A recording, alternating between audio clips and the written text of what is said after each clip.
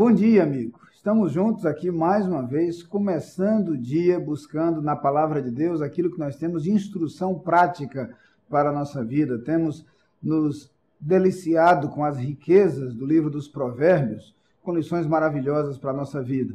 Ao começar o programa de hoje, quero transmitir o nosso abraço àqueles que completam mais um ano de vida. Recebam um abraço de nossa igreja, nossos parabéns e o desejo de muitas felicidades ao longo do seu viver. Desejando a todos um bom dia, quero convidá-los a lermos a palavra de Deus. No livro dos Provérbios, no capítulo 18, no versículo 14, nós lemos o seguinte: O espírito firme sustém o homem na sua doença, mas o espírito abatido, quem o pode suportar? Há algumas declarações interessantes, algumas verdades interessantes nesse texto. A primeira delas, fácil de perceber, porque a experiência da vida nos mostra isto. O autor dos Provérbios aqui ressalta que o ânimo, o espírito, a disposição de alguém é que é capaz de sustentá-lo algumas vezes no momento da enfermidade. Todos nós sabemos como é que é esta relação entre o ânimo, entre o espírito, a disposição pessoal e a enfermidade. Algumas vezes sabemos, inclusive, que é o ânimo de espírito que consegue manter alguém vivo diante de uma enfermidade difícil, diante de uma enfermidade pesada e terrível.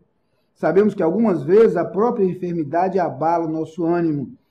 Por outro lado, sabemos que há momentos nos quais a disposição interior é que nos torna muito mais abatidos e abalados do que a própria enfermidade física, o que ocorre também de forma invertida. Recordo-me que há algum tempo estava hospitalizado o pastor Marcelo Pedro, e o pastor Marcelo vem lutando com uma enfermidade terrível e está na iminência de fazer agora um transplante de medula óssea em virtude de uma leucemia, e ele estava fazendo um tratamento muito pesado naquela época de quimioterapia, e ele então comentava com um colega que o visitava no hospital: Pastor, eu estou aqui com as veias e o organismo cheio de química e a minha alma cheia de paz. E é interessante perceber o ânimo que ele conseguiu manter e preservar, mesmo nos momentos mais difíceis do processo do tratamento, o ânimo que ele tem mantido até o momento. O que percebemos muitas vezes ao acompanhar pessoas que lidam com enfermidades as mais diversas, enfermidades graves, enfermidades não tão graves assim, enfermidades que levam a pessoa a um estado terminal.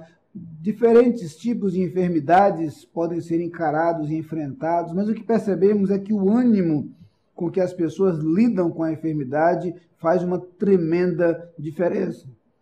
Faz uma tremenda diferença por algumas razões.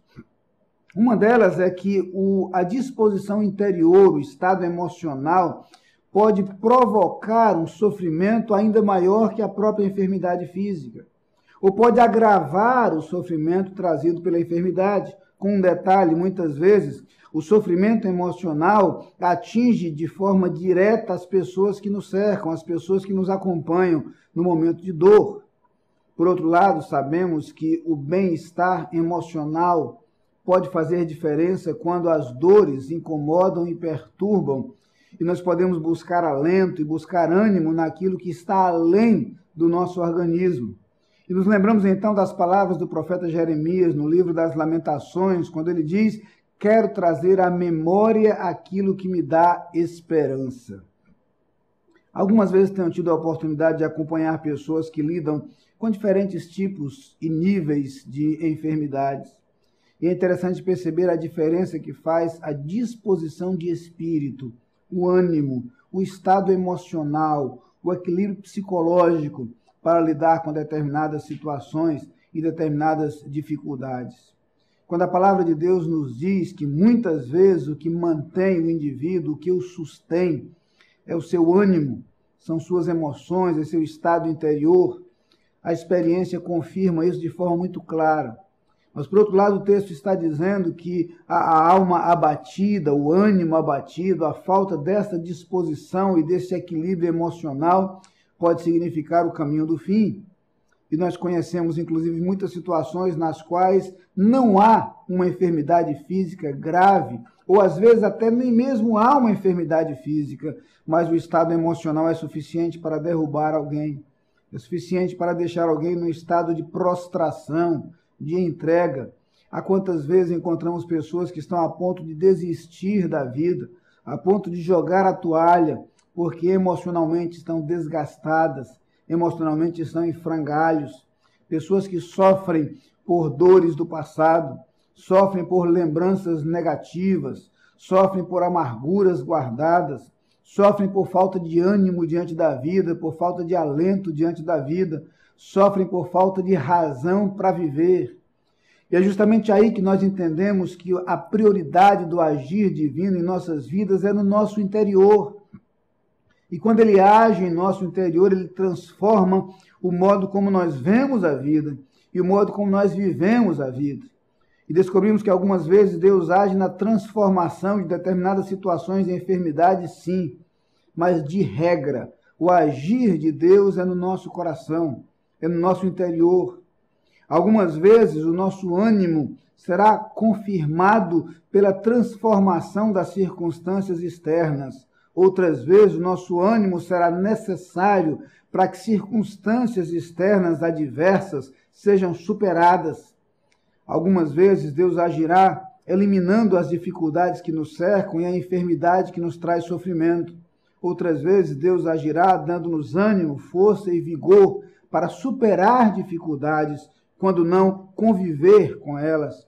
E algumas vezes conviver com enfermidades que nos afligem, quem sabe, enfermidades que vão nos acompanhar ao longo da vida, mas diante das quais precisamos lidar com o ânimo e com a disposição de quem encontrou segurança na presença de Deus, de quem encontrou alento na companhia divina, de quem encontrou paz na certeza de que Deus está conosco. Aquela paz que enche o nosso coração e nos faz estar firmes, ainda que lidando com dificuldades e embates. Vamos orar agora. Vamos pedir a Deus este agir em nosso interior. Pai querido, precisamos de Ti. E nós te suplicamos, ó Pai, que Tu nos dês o equilíbrio emocional, o bem-estar interior necessário para viver e para encarar os desafios da vida. E algumas vezes para conviver com limitações, com dificuldades, às vezes até com sofrimentos e com enfermidade. Não permitas, Pai, que o nosso ânimo decaia, mas dá-nos a força de que necessitamos para vencer, para superar, para prosseguir firmes. Abençoa cada um dos que nos assistem nesse instante em sua necessidade. Eu te peço no nome de Jesus. Amém.